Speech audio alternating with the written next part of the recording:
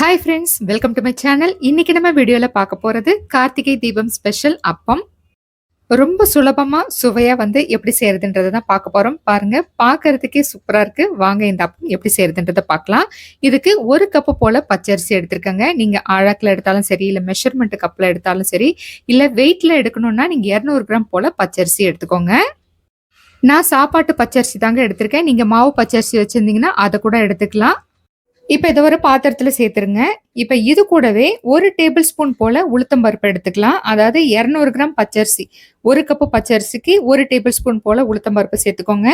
இந்த பருப்பு சேர்த்துக்கிறதுனால அப்பம் நல்ல சாஃப்ட்டா இருக்கும். அது மட்டும் இல்லாம எவ்வளவு நேரமானாலும் ஹார்ட் ஆகாம சாஃப்ட்டா இருக்குங்க. இப்ப இத 2, 3 தடவை நல்லா வாஷ் பண்ணி எடுத்துட்டு வந்துடலாம். இந்த அரிசிய 3 மணி நேரம் நம்ம தண்ணீல ஊற வைக்கணுங்க. குறைஞ்சபட்சம் ஒரு 2 மணி நேரமாவது ஊற வச்சீங்கன்னா அப்பம் நல்ல சாஃப்ட்டா இருக்கும். நான் 3 மணி நேரம் ஊற வைக்க போறேங்க. 2 1/2 மணி நேரம் ஊறின பிறகு நம்ம இந்த அப்பத்துக்கு தேவையான வெல்லத்த கரைச்சு ரெடியா எடுத்து வச்சுட்டோம்னா 3 மணி நேரம் அரிசி ஊறினது கரெக்டா இருக்கும்.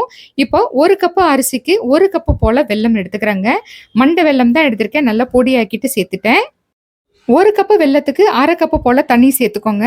இதை மீடியம் ஃப்ளேம்ல வச்சுட்டு கொஞ்சம் கொஞ்சமா கரையட்டும். நல்ல பாகு வெல்லமா கேட்டு வாங்குங்க. அப்பதாங்க அப்பத்தோட டேஸ்ட் ரொம்ப நல்லா இருக்கும். பாருங்க, கொஞ்சம் கொஞ்சமா கரைஞ்சிடுச்சு. ஒரு 5 நிமிஷத்துலயே கரைஞ்சிருங்க. இதுக்கு நம்ம பாகு எதுவும் எடுக்க தேவையில்லை. ஜஸ்ட் இது நல்லா கரையணும். அதே சமயத்துல கொஞ்சம் திக்காகணும். அதுக்காக அப்படியே லோ ஃப்ளேம்ல வச்சிருக்கிறேன் நானு. இந்த மாதிரி கொஞ்சம் கொஞ்சமா நுரை அப்படியே வரணுங்க. பாருங்க, இந்த அளவுக்கு வந்ததும் ஸ்டவ்வை நம்ம ஆஃப் பண்ணிடலாம். ஓரளவுக்கு திக்காயிடுச்சு. ஆறுனதும் இன்னும் கொஞ்சம் நல்லா திக்காகும். பாருங்க, ஸ்டவ் ஆஃப் பண்ணதும் அப்படியே கொஞ்சம் கொஞ்சமா அந்த நுரை கம்மியாயிடும். நல்ல டார்க் கலர்ல வந்திருக்கு பாருங்க. இந்த அளவுக்கு திக்கா இருந்தா போதும். ஆறுனதும் இன்னும் கொஞ்சம் திக்காகிடும். அரிசி ஊற வச்சு 3 மணி நேரம் ஆயிடுச்சுங்க. தண்ணியை நல்லா வடிகட்டி எடுத்துருங்க. கொஞ்சம் கூட தண்ணி இருக்கக்கூடாது. இது ஊற டைம்லயே நம்ம வெல்லத்தையும் கரைச்சி எடுத்துட்டு ஆற வச்சும் எடுத்தாச்சுங்க.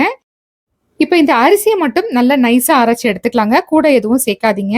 இந்த அளவுக்கு அரைச்சாச்சு. இப்ப இதுல 1/4 கப்பு போல துருவன தேங்காவை சேர்த்துக்கிறேன். ஒரு பழுத்த வாழைப்பழத்தையும் இதுல சேர்த்துக்கலாங்க. நல்லா இது மாதிரி கட் பண்ணிட்டு சேர்த்துக்கோங்க. வாசனைக்கு 1/4 டீஸ்பூன் போல ஏலக்காய் தூள் சேர்த்துக்கலாம். இது கூடவே ஒரு சிட்டிகை போல உப்பும் சேர்த்துக்கோங்க. ஏலக்காய் தூள் இல்லைன்னா 3 ஏலக்காவை சேர்த்துக்கோங்க. இப்ப நம்ம வெல்லத்தை ஃபில்டர் பண்ணி எடுத்து வச்சிருக்கோம்.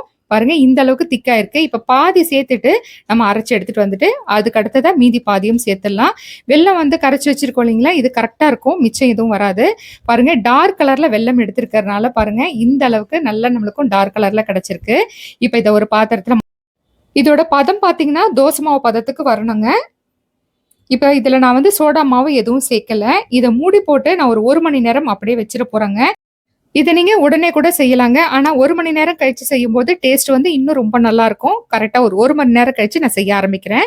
கடாயில எண்ணெய் ஊத்தி நல்லா சூடானதும் ஒரு குழிக்கரண்டி எடுத்துட்டு இந்த அளவுக்கு சேர்த்துக்கோங்க.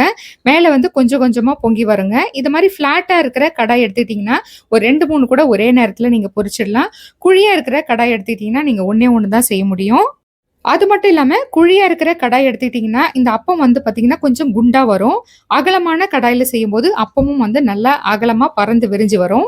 உங்களுக்கு பார்க்கும் போதே தெரியும். இந்த அளவுக்கு நல்லா பெருசா வருங்க. பாருங்க, நல்லா பாகு வெல்லமா சேர்த்ததுனால அப்பமும் நல்ல டார்க் கலர்ல வந்திருக்கு. சூப்பரா ரெடி ஆயிடுச்சு பாருங்க. இப்ப இது கூடவே நான் இன்னொரு அப்பமும் செய்ய போறேன்.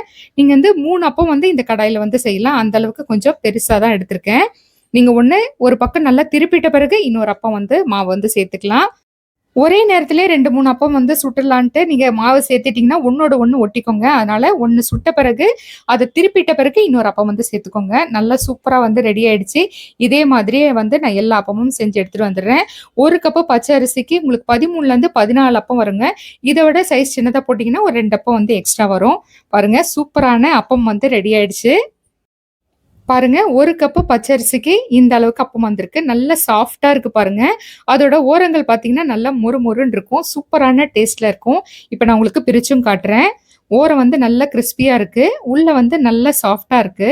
நீங்களும் இதே மாதிரி வர கார்த்திகை தீபத்துக்கு செஞ்சு பார்த்துட்டு எப்படி இருக்குன்னு எனக்கு கமெண்ட்ல சொல்லுங்க. இந்த வீடியோ உங்களுக்கு பிடிச்சிருந்ததுன்னா லைக் பண்ணுங்க, ஷேர் பண்ணுங்க, கமெண்ட் பண்ணுங்க. புதுசா பாக்குறவங்க மறக்காம சப்ஸ்கிரைப் பண்ணிடுங்க.